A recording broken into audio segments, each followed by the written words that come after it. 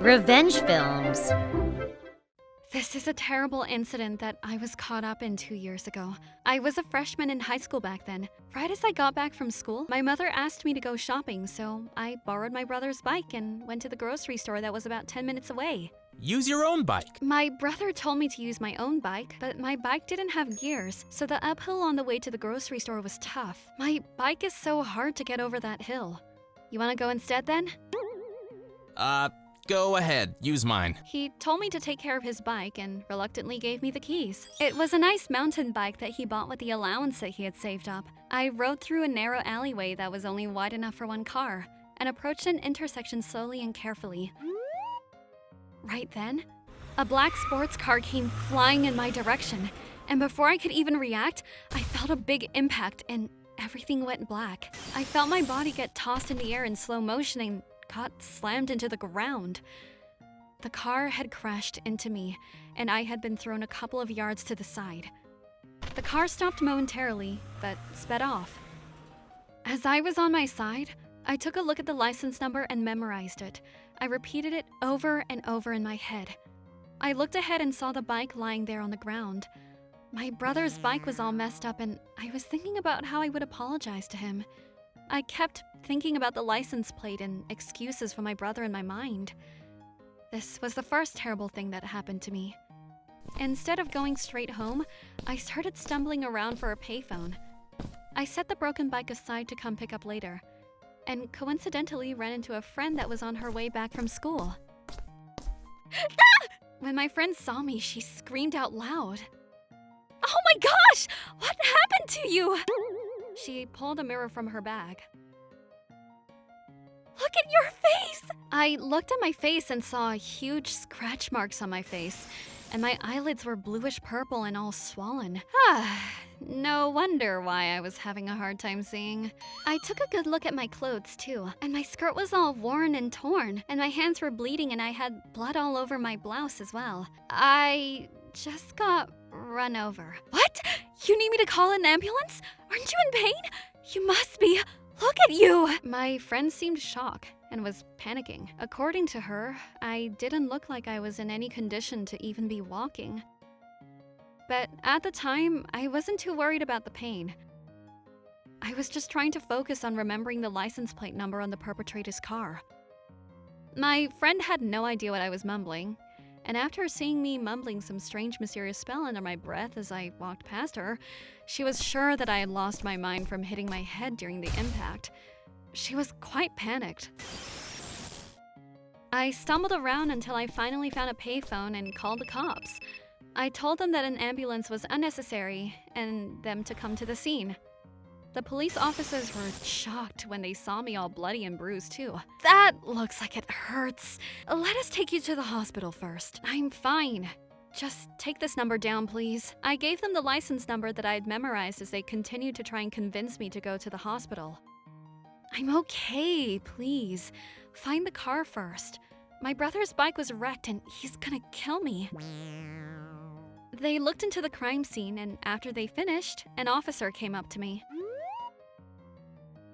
That license is registered under a white car, not a black one. So we might not be able to find them. You might have to give up for now.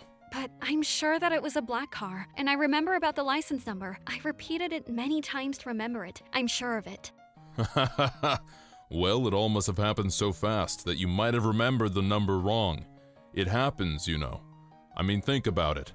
You think that someone who just got hit by a car is really thinking straight? I've been hit when I was a child, but all I saw were stars like in those cartoon shows. Did you feel like that at all? I bet you did. Well, everything did go black for a second, and I had a bad headache. You see? It's pretty much impossible to remember a license number under those conditions. These things happen so fast and you're still young. I don't blame you for not remembering correctly. He pretty much assumed that I had remembered wrong. This was the second unfortunate part of this whole incident, but I ended up remembering right, and the perpetrator was caught immediately. The guy had just repainted his car black and hadn't registered the change. They took me to see the car to make sure it was the right one, and he must have crashed it multiple other times because the car was covered in bumps and scratches. We found out later that he had painted over his car to hide his past crashes. The guy had a wife and a 1-year-old child and was obviously a delinquent. His wife had the same vibes as him. When the wife passed me by at the police station, she glared at me. "You won't get away with this. If my husband gets arrested because of you, you're going to pay." I was all alone and pretty scared as I waited. My father showed up shortly. He was a pretty important man in our small city as a successful entrepreneur. For some reason, he brought 8 of his workers with him and showed up at the police station.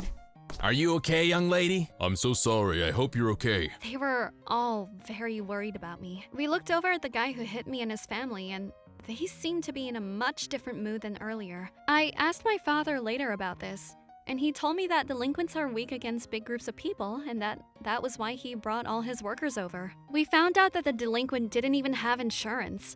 My father concluded that since it was a hit and run and the guy seemed to have priors, that he would probably end up serving some time. So he demanded compensation for my brother's bike and medical treatment for me and called it a day. Just as my father predicted, the guy had priors, and since he ran over me without insurance, he immediately got his license revoked and got sent to prison. Surprisingly, they lived really close to us, and I was scared that they might come back for revenge. But immediately after the incident, they moved away because they didn't even have enough money to pay compensation and my medical bills. The officer who spoke to me was punished too, and he got transferred to a small station in the countryside. I thought that they didn't have to go that far, but I guess that after the accident, he didn't expect to find the perpetrator and had written an incomplete report that was totally different from what I told him. My father was furious about that and complained to the police department. How dare you keep this guy on your payroll? He's the type of guy who judges a victim based on their age and the circumstances. That's unbelievable. When I went to the hospital, my doctor told me that I just had scratches and cuts, but I found out the next day when I couldn't get up from bed that my shoulder was also dislocated. That was the third part of this unfortunate accident.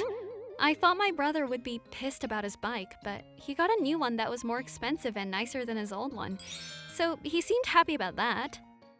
That was a nice mountain bike that I let you borrow. You should have done a backflip and landed it. He joked about it like that. That was part 4 of this unfortunate incident. The guy was caught, and I didn't get in trouble for the bike, so that was good. But I never expected all this to happen when I agreed to go shopping for my mother. That's the last time I'm doing that. How was today's video? If you enjoyed it, please subscribe, like, and leave a comment. Stay tuned for more.